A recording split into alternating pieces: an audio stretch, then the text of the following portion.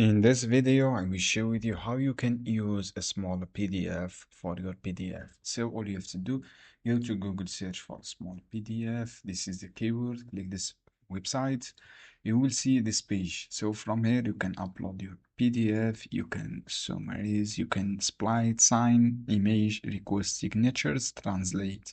I uploaded my PDF here, and then I can start using my PDF. This is my PDF, as you can see here, was uploaded here and hosted on this website, Smallpdf.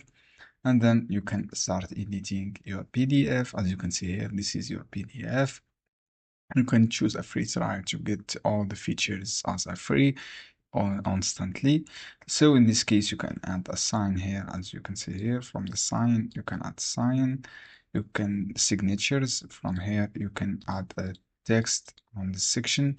You can edit a text. For example, this one for editing. This is good option to edit your text. You can error this option, as you can see here. You can add a text, you can add a shape, rectangle, circle here on this your PDF.